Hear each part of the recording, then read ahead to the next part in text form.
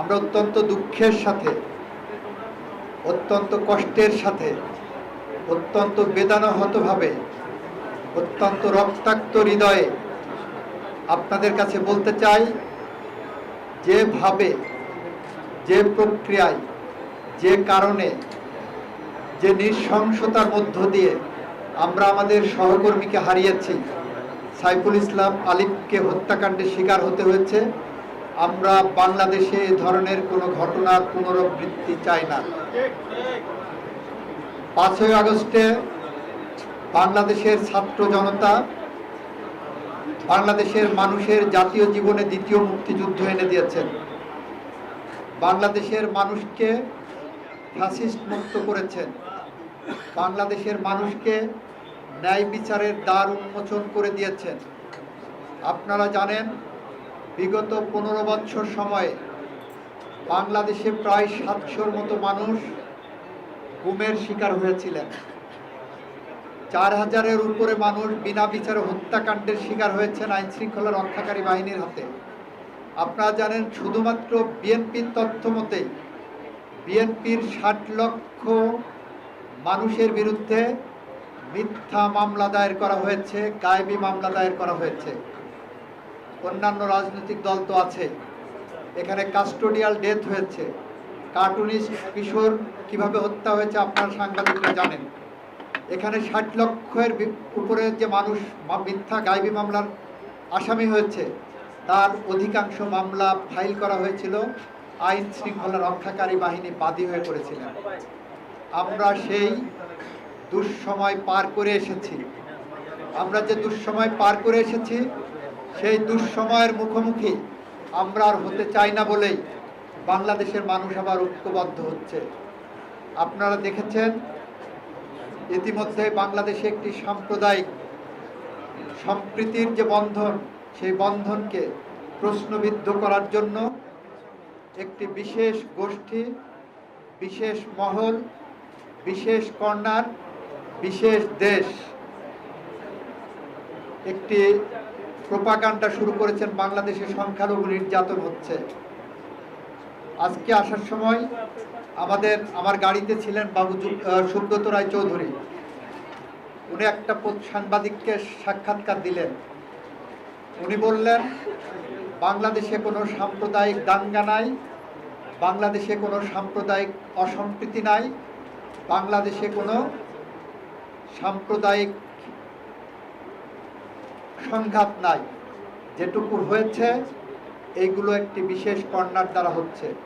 এখানে হিন্দুরা আরও একদিন দুর্গাপূজার ছুটি বেশি পেয়েছে। আপনি পার্শ্ববর্তী দেশে খোঁজ নেন, সেখানে মুসলমানদের জন্য কোনো ঈদের ছুটি দেওয়া হয় না। আপনি লন্ডনে যান, আপনি যে কোনো দেশে যান, আপনি মুসলমানদের ঈদের ছুটি পাবেন না। আমাদের এখানে সাম্প্রদায়িক সম্প্রীতি এবং রাষ্ট্রীয়ভাবে এতটাই সহনশীল যে আমরা সব ধর্মের মানুষের জন্য আমরা তাদের ধর্মীয় উৎসবকে বাংলাদেশের মানুষের উৎসবে পরিণত করি।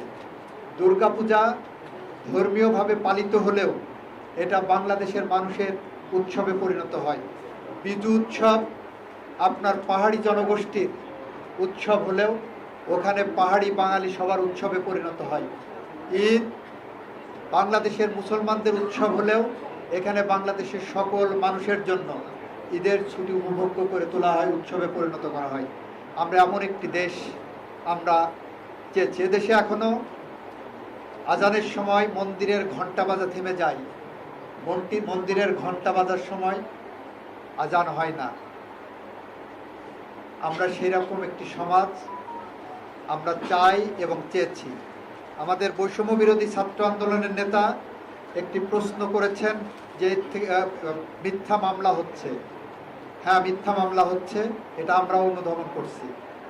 আমরাও বুঝতে পারছি অনেক স্বার্থান্বেষী মহল অনেক নিরীহ মানুষকেও বিনা বিচারের মুখোমুখি করছেন, মামলায় আসামি করছেন। আমরা এর থেকে পরিত্রাণের জন্য ইতিমধ্যেই দেখেছেন স্বরাষ্ট্র মন্ত্রণালয় থেকে একটি প্রজ্ঞাপন প্রথম দিকেই জারি করা হয়েছে বিজ্ঞপ্তি আকারে। সেখানে বলা হয়েছে মামলা হওয়া মানেই গ্রেপ্তার নয়। স্বরাষ্ট্র মন্ত্রণালয় যখন অনুধাবন করেছেন, যেটা উনি বললেন, একটি মামলায় 200-300 আসামি করা হচ্ছে, মিথ্যা মামলা হচ্ছে, সাথে সাথে স্বরাষ্ট্র মন্ত্রণালয় পদক্ষেপ নিয়েছেন। আপনারা খেয়াল করবেন, একটি মামলায় 300 জন আসামি হলেও ওই মামলায় দেখবেন 30 জনও অ্যারেস্ট হয়নি, 10%ও অ্যারেস্ট হয়নি, যেটা সরকারের কমিটমেন্টের অংশ। আমরা তারপরেও এই জিনিসগুলো আরও বেশি মাইনরলি দেখার চেষ্টা করছি।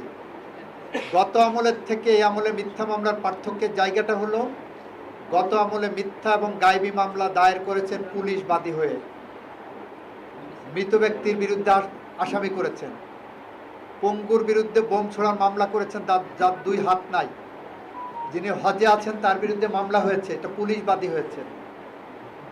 এখন পর্যন্ত পুলিশ বাদী হয়ে এই ধরনের কোনো মামলার যদি তথ্য আপনাদের কাছে থাকে আমাদের কাছে পাঠাবেন, সেটা যা ব্যবস্থা নেওয়ার will take care of it. এখন একটি ভিকটিম ফ্যামিলির মা বা ভাই যদি যে একটা মামলা করেন এবং সেখানে যদি 300 লোকের বা 500 লোকের আসামি করেন, সেখানে আসলে পুলিশের কিছু করার থাকে না। আমাদের সিআরপিসি এই ধরনের কোনো প্রিভেন্টিভ মেজার নেওয়ার কিছু রাখেনি। পুলিশের কাছে যখন একটা মামলা নিয়ে যাওয়া হবে বা আদালতের কাছে নিয়ে যাওয়া হবে, তখন মামলাটা তারা প্রাথমিকভাবে কগনাইজেন্সে নিতে বাধ্য। এরপরে ওনারা সেই মামলা নিয়ে যাচাই বাছাই করে তদন্ত করে তাদের ব্যবস্থা নেন এবং সেই অনুসারে চার্জশিট হয়, গ্রেপ্তার সেই অনুসারে হচ্ছে। এর মধ্যে 2-1টা যদি মিসইউজ হয়ে থাকে, আমরা সেটাকেও আমলে নিয়ে সর্বোচ্চ গুরুত্ব দিয়ে আমরা চেষ্টা করছি। আমাদের অ্যাটর্নি জেনারেল অফিস থেকে আমরা বলেছি, আগে আমরা হর হামেশাই হাইকোর্টে একটা জামিন হলেই অ্যাপেলেট ডিভিশনে চলে যেত স্টে করার জন্য। আমাদের অফিসে বলেছি, মামলার কাগজপত্র যাচাই বাছাই করে সংশ্লিষ্ট বেঞ্চের ডিএজি আমাদের নোট দেওয়ার পর ওইটা আবার আমরা পরীক্ষা করি, করে নেওয়ার পরে আমরা যাচ্ছি। বিপ্লবের স্বপ্ন একদিনে আমাদের বাস্তবায়িত হবে না, 2-1 মাসে বিপ্লবের স্বপ্ন বাস্তবায়ন হয় না। আমরা একটা র্যাডিক্যাল চেঞ্জ আনার চেষ্টা করছি, একটু সময় লাগছে, একটু সময় লাগবে। আমরা আপনাদের মাননীয় প্রধান উপদেষ্টার যে স্বপ্ন, যে কমিটমেন্ট, যে বক্তব্য, সেটাকে ধারণ করি।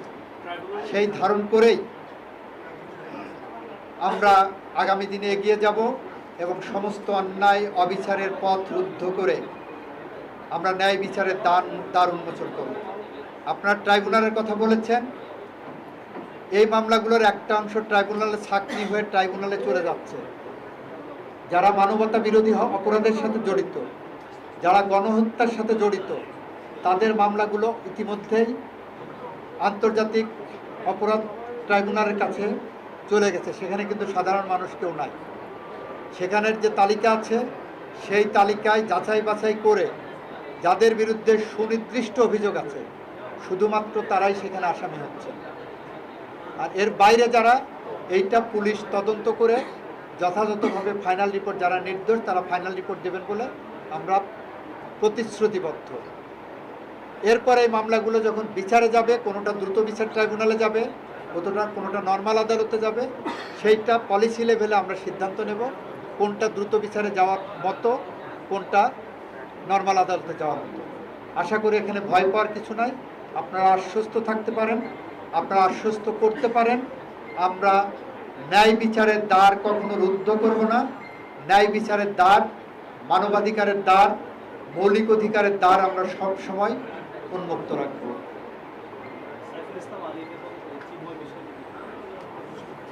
সাইফুল ইসলাম আলিফ যেভাবে নৃশংস হত্যাকাণ্ডের শিকার হয়েছে তার উদ্ঘাটন করেছেন আপনারাই, আপনাদের মিডিয়ার মাধ্যমেই গোটা বিশ্ব জেনেছে। চিন্ময় দাসের যে বিষয়টা, সেটা চিন্ময় দাসের ব্যাপারটা এখন তদন্তাধীন আছে। আপনাদের মিডিয়ার মাধ্যমে তার পক্ষে বিপক্ষে অনেক রকম বক্তব্য আসছে। কেউ কেউ বলছেন যে উনি শুধুমাত্র ধর্ম পালন করেন, কেউ কেউ বলছেন উনি অপরাধের সাথে জড়িত। প্রাইমা ফেসি কেস যদি না থাকতো হয়তো পুলিশ তাকে ধরতেন না। বিষয়টি এখনও তদন্তাধীন আছে। অভিযোগ যেহেতু গুরুতর, তদন্ত সাপেক্ষে তার বিষয়ে কথা বলা যাবে।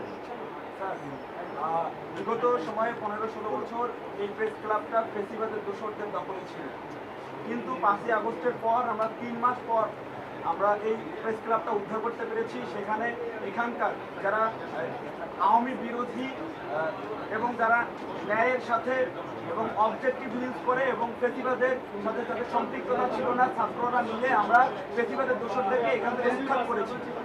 এবং নতুন একটা কমিটি হয়েছে, অ্যাডহক কমিটি, সেখানে আমাদের জেলা প্রশাসক মহোদয়কে আহ্বায়ক করা হয়েছে। কিন্তু ওই ফেসিবাদের দোষররা এখন আবার হাইকোর্টে রিট করেছে, সম্ভবত স্টে অর্ডার আসতে যাচ্ছে, আমি এতটুকু শুনেছি। আপনাদের কাছ থেকে আমি আশ্বাস চাচ্ছি যেন কোনোভাবে ওই ফেসিবাদের দোসররা আমাদের এই চট্টগ্রামের প্রেস ক্লাবে স্থান না পায়, এবং এর মাধ্যমে আমরা এখান থেকে নিশ্চিত করতে চাই এই ফেসিবাদের দোসররা এই প্রেস ক্লাবে কোনোভাবেই যেন অবস্থান করতে না পারে। তারা যদি পারে আমাদের বৈষম্যবিরোধী ছাত্র আন্দোলনে যারা সম্মুখ সারিতে ছিল কিংবা পেছন থেকে যারা আমাদেরকে সহযোগিতা করেছে তাদের বিরুদ্ধে বিভিন্নভাবে প্রোপাগান্ডা চালাবে এবং আমাদের যে স্পিড সেটাকে তারা ব্যাহত করার চেষ্টা করবে, আমাদের অগ্রগতিকে তারা ব্যাহত করার চেষ্টা করবে। সেই জায়গা থেকে আপনি যেহেতু আমাদের আইনজীবী রাষ্ট্রের সর্বোচ্চ আইন কর্মকর্তা, সে জায়গা থেকে আপনার কাছে আমার অনুরোধ থাকবে আপনি এই বিষয়টা একটু যদি আমলে নেন। যেহেতু বিষয়টা হাইকোর্টে বিচারাধীন আছে, ওই বিষয়ে আমি কোনো মন্তব্য করতে চাচ্ছি না। তবে আকাশের যত তারা, আইনের তত ধারা। মাথায় রাখেন, আপনারা আইনসঙ্গতভাবে আগাবেন, আইনসঙ্গতভাবে আছেন, আইনসঙ্গতভাবে আগাবেন। সেই আগানোর প্রক্রিয়ায় আমাদের যতটা সহায়তা করা প্রয়োজন আমরা আইনসঙ্গতভাবেই সহায়তা করব, এই প্রতিশ্রুতি দিতে পারি। আর কোনো প্রশ্ন না থাকলে আমরা যারা এই প্রেস ক্লাব থেকে ভারতীয় গোয়েন্দা সংস্থা সহ বিভিন্ন ইসরোর মতো সংগঠনকে এই প্রেস ক্লাব থেকে যারা বুস্টাপ করতো, যারা সহযোগিতা করতো, তাদের বিরুদ্ধে ব্যবস্থা নেওয়ার ক্ষেত্রে রাষ্ট্র কোনো ভূমিকা রাখবে? তাদের বিরুদ্ধে সুনির্দিষ্ট অভিযোগ থাকলে প্রশাসনের ব্যবস্থা নেওয়া উচিত। যদি কেউ রাষ্ট্রদ্রোহিতার কর্মকাণ্ডে জড়িত থাকে, সে যেই হোক না কেন, আপনাদের সাংবাদিকদের হাত লম্বা, আইনের হাত তার থেকেও লম্বা, রাষ্ট্রের হাত তার থেকেও লম্বা। সুতরাং কেউ যদি রাষ্ট্রদ্রোহিতার কোনো কাজে জড়িত থাকে, কেউ যদি সমাজে বিশৃঙ্খলা তৈরি করতে চায়, আশা করি প্রশাসন তার বিরুদ্ধে যথাযথ আইনি ব্যবস্থা নেবে। বাংলাদেশে সদ্য বিদায়ী ফ্যাসিস্ট সরকারের প্রধান যিনি ছিলেন, তার থেকে ক্ষমতাবান আর কেউ ছিল না। জনরোষের কাছে, দেশপ্রেমের কাছে, মানুষের অধিকারের কাছে, মানুষের গণজোয়ারের কাছে ভেসে গেছে। আপনারা দেখেছেন ইতিমধ্যে আপনাদের মধ্যে যারা জনগণের মধ্যে এক ধরনের সংশয় তৈরি হয়েছিল যে আমাদের বিপ্লবের ফসল কি নষ্ট হতে যাচ্ছে কিনা। গত 2-3 দিনে আমাদের শহীদ আলিফের রক্তের বিনিময়ে বাংলাদেশের মানুষের মধ্যে একটা ইস্পাত কঠিন দৃঢ়তা এসেছে। বাংলাদেশের মানুষের মধ্যে দেশপ্রেমের নবল জাগরণ সৃষ্টি হয়েছে। বাংলাদেশের মানুষের মাঝে বাংলাদেশ রক্ষার জন্য, স্বাধীনতার সার্বভৌমত্ব রক্ষার জন্য, বাংলাদেশের মানুষের গণতান্ত্রিক অধিকার রক্ষা করার জন্য যে গণজোয়ার তৈরি হয়েছে, এই গণজোয়ারের খেলায় আপনারা দেখবেন ওই সমস্ত দেশদ্রোহীরা হয় সারেন্ডার করবেন না ভেসে যাবেন। থ্যাংক ইউ, সবাইকে ধন্যবাদ। আসসালামু আলাইকুম। আমি চট্টগ্রাম প্রেস ক্লাবের পক্ষ থেকে আজকের প্রধান আইন কর্মকর্তা